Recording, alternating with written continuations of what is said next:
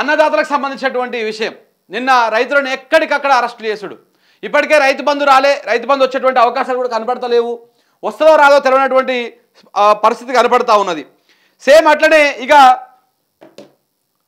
రైతు భరోసా అసలు ముచ్చటే లేదు అయితే రుణమాఫీకి సంబంధించి మొత్తం రుణమాఫీ అయిపోయిందని చెప్పేసి ఇప్పటిదాకా మాట్లాడుతూ ఉన్నారు అసలు రుణమాఫీ కాలేదని చెప్పేసి రైతులు అంటూ ఉన్నారు అయితే మెజారిటీ రైతులు ఎవరైతే ఉన్నారో వీళ్ళందరూ రుణమాఫీ కానటువంటి వాళ్ళు చలో ప్రజాభవన్కు ముట్టడికి పిలుపునిచ్చారు శాంతియుతంగా మేము నిరసన వ్యక్తం చేస్తామని చెప్పారు చెప్తే వాళ్ళని ఎక్కడికక్కడ ఏడు దొరికిన నాడు దొరికినట్టు వాళ్ళని అరెస్ట్ చేసి ఆందోళన పరిస్థితి కల్పించారు చూడండి అన్నదాతల నిర్బంధ కాండ ఎక్కడికక్కడ రైతుల అక్రమ అరెస్టులు ప్రజాభవన్ ముట్టడిని అడ్డుకునే యత్నం ఇళ్లకు వెళ్లి రైతులను అదుపులోకి తీసుకున్న పోలీసులు ప్రజాభవన్ ఎదుట భారీ బందోబస్తు కంచెలు ఏర్పాటు చేసిన రేవంత్ సర్కార్ కొడంగల్లో రైతుల నిరాహార దీక్షలు అన్నదాతల నిర్బంధం పైన కేటీఆర్ ఆగ్రహం రైతు ఉద్యమం ఇంతటితో ఆగదు ప్రభుత్వాన్ని హెచ్చరించిన కేటీఆర్ ఇగో ఎక్కడికక్కడ నిర్బంధాలు ఊరి పొలిమెర కూడా దాటనివ్వని పోలీసులు ప్రజా భవన్ దగ్గర భారీ బందోబస్తు ఇది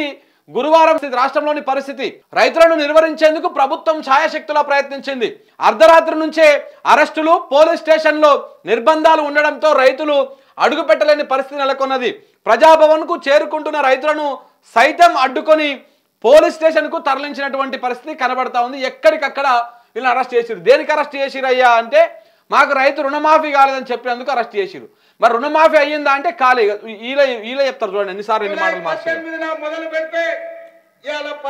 రుణమాఫీ విషయంలో రైతులు ఆందోళన చేయడంలో ఎలాంటి తప్పు లేదు వాళ్ళు ముట్టడికి పిలుపునియడంలో కూడా ఎలాంటి తప్పు లేదు ఎందుకంటే వీళ్ళు ఒక్కరు మాట్లాడింది ఒక్కొక్క తిరిగి ఉంటుంది అసలు ఇప్పటికి రుణమాఫీ అయ్యిందా కాలేదంటే టెన్షన్గా అయ్యింది అని చెప్తానికి ఒక్కరు కూడా లేరు నేను గతంలో కూడా చెప్పిన ఈ తెలంగాణ రాష్ట్రంలో 12,000కు పైచిలుకు గ్రామ పంచాయతీలు ఉన్నాయి ఏ ఒక్క గ్రామ పంచాయతీలను తీసుకుందాం ఆ 12,000 పైచిలుకున్నటువంటి గ్రామ పంచాయతీలల్లో ఏ ఒక్క గ్రామ పంచాయతీనైనా తీసుకుందాం ఏ ఒక్క గ్రామ పంచాయతీలోనైనా 100% రుణమాఫీ అయ్యిందంటే ఎంతమంది రైతులు రుణాలు తీసుకున్నారో అంతమంది రైతులకు రుణమాఫీ అయ్యిందంటే దేనికైనా సిద్ధం అని చెప్పేసి మనం గతంలో కూడా చాలాసార్లు మాట్లాడాం ఇప్పుడు రైతులే వచ్చి ఆందోళన చేస్తూ ఉంటే వాళ్ళని ఎక్కడికక్కడ అరెస్టులు చేసి వాళ్ళని ఒక ఉగ్రవాదుల లెక్క ఎక్కడికక్కడ బందీ చేసేటువంటి పరిస్థితి రైతులకు ఏమంటారు సంఖ్యలు వేసి స్టేషన్లో వేస్తున్నటువంటి పరిస్థితి ఒకసారి చూడండి వీళ్ళు ఏమన్నారు గతంలో జూలై 18న మొదలు పెడితే ఇవాళ 15 ఆగస్టు సరిగ్గా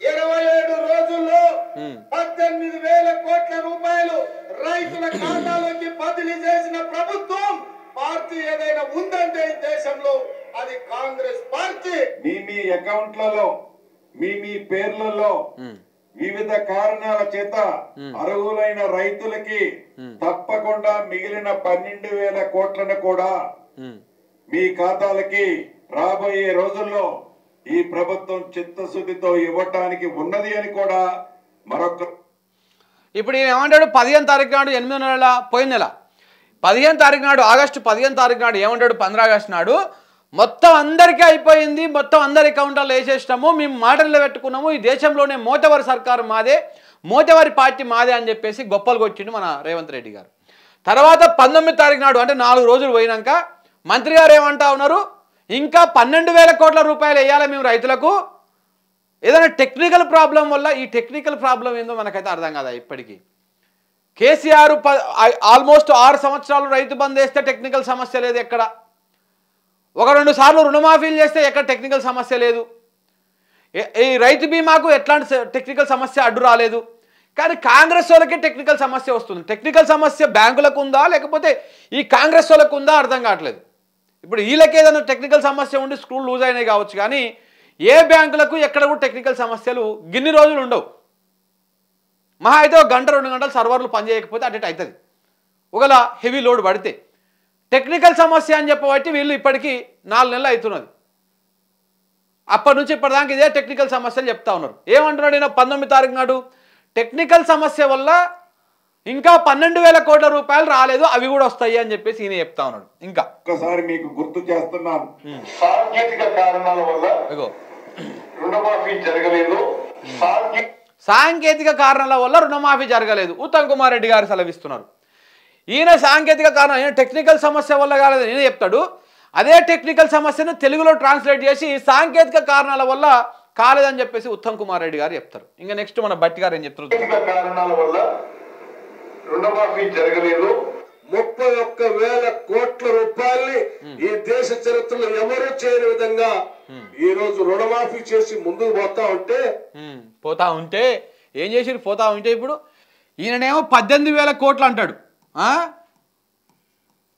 ఈయననేమో ఇంకా 12,000 కోట్ల రూపాయలు డ్యూ ఉన్నాయి అంటాడు. ఈయననేమో అది టెక్నికల్ సమస్య వల్ల అంటాడు. ఈయనేమో సాంకేతిక సమస్య వల్ల కాలేదంటాడు.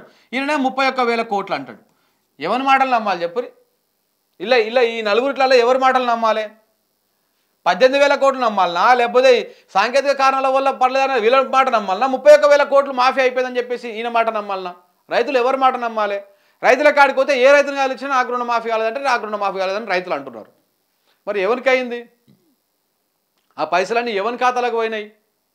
కొండలన్న ఖాతాలకు పోయినాయా, తిరుపతన్న ఖాతాలకు పోయినాయా, లేకపోతే మీ మంత్రుల ఖాతాలకు పోయినాయా? మీరే వంచుకురా, ఇది నీకు, ఇది నీకు, ఇది నాకు అన్నట్టు మీరే వంచుకున్నారా మొత్తం ఆ 31,000 కోట్లని? చెప్పాలి సమాధానం. ఇక మళ్ళా ఇక చూడండి, ఇంకా చాలా ఉన్నాయి ఇట్లాంటి ఆనిముత్యాలు. రైతులు తీసుకున్న రుణాలను 2 లక్షల రూపాయల వరకు మాఫీ చేయాలని మా మంత్రివర్గంలో మేము నిర్ణయం తీసుకున్నాము. ఈ రుణాలు మాఫీ చేయడానికి దాదాపుగా 31,000 కోట్ల రూపాయలు అవసరం అవుతున్నది. 31,000 కోట్ల రూపాయలు అవసరం అవుతుందని జూన్ 21వ తారీఖు 2024న క్యాబినెట్ మీటింగ్ పెట్టుకొని క్యాబినెట్ మీటింగ్ అయిపోయినాక మీడియాకి ఇచ్చినటువంటి బ్రీఫింగ్ ఇది. ఎంత అన్నాడు? 47 లక్షల మంది రైతులు ఉన్నారు రుణాలు తీసుకున్నటువంటి వాళ్ళు, వాళ్లకు రుణమాఫీ చేయాలంటే 31,000 కోట్లు అవుతుంది అన్నాడు. తర్వాత ఆగస్టు 15 తారీఖు నాడు ఏమంటున్నాడో ఒకసారి అది కూడా చూడండి. 18న మొదలు పెడితే ఇవాళ 15 ఆగస్టు, సరిగ్గా 27 రోజుల్లో 18,000 కోట్ల రూపాయలు రైతుల ఖాతాలోకి బదిలీ చేసిన ప్రభుత్వం పార్టీ ఏదైనా ఉందంటే ఇప్పుడు మనిషి అన్నోడు ఒక మాట మీద ఉండాలి, ముఖ్యమంత్రి అన్నోడు ఇంకా దానికి కట్టుబడి ఉండాలి. నువ్వే చెప్తావు 31,000 కోట్లు కావాలని జూన్ 31 తారీఖు నాడు 21 తారీఖు నాడు, నువ్వే చెప్తావు ఆగస్టు 15 తారీఖు నాడు 18,000 కోట్లతోనే రైతులందరికీ రుణమాఫీ చేస్తా అని చెప్పేసి. మరి మిగిలిన 12,000 కోట్లు ఓడి మింగిండు, ఎక్కడ పోయినాయి? రైతులు రుణమాఫీ కాలేదని రోడ్ల మీకు వస్తే వాళ్ళు అరెస్ట్ చేస్తారు. ఇట్లా అబద్ధాలు చెప్పి ఇట్లా జనాల్ని మోసం చేసిన మిమ్మల్ని అరెస్ట్ చేయొద్దా? మీకు చెప్పులు తీసుకొని బుద్ధులు చెప్పొద్దా రైతులు? ఇవాళ రైతులు రోడ్ల మీదకి వస్తే వాళ్ళని అరెస్ట్ చేసి గొర్ర గుంజుకపోయి స్టేషన్లో పెట్టి ఈ విధంగా ఇబ్బందులకు చేస్తారు మీరు. ఎన్ని శిల్క పలుకులు! నేను వివరాలు పంపిస్తా. 2 లక్షల వరకు ప్రతి రైతుకు ఈ రోజు రుణమాఫీ చేసిన చరిత్ర, ఇచ్చిన మాట నిలబెట్టుకున్న చరిత్ర. 15 ఆగస్టు నాడు పండగ ఉన్నా కార్యక్రమాలు ఉన్నా ఇచ్చిన మాట ప్రకారం మేము వెయ్యాల్సిందే అని 3 విడతలు 27 రోజుల్లో 15 ఆగస్టు లోపల 2 లక్షల లోపల రుణమాఫీ అందరికి చేసినాం. ఇవాళ 2 లక్షలు అయిపోయింది, చేసేసిరంట. ఆడనే 100 అబద్ధాలు మాట్లాడి మొన్న ఆయన పదవిని మహేష్ కుమార్ గౌడ్కి అప్పచెప్తున్న సందర్భంగా పిసిసి పదవిని ఆ రోజు మాట్లాడేటువంటి మాటలు ఇవి. ఎన్ని అబద్ధాలు, పచ్చి అబద్ధాలు, ఒక్క దాంట్లో కూడా నిజం లేదు, అన్ని అబద్ధాలే మొదటి కా నుంచి లాస్ట్ దాకా.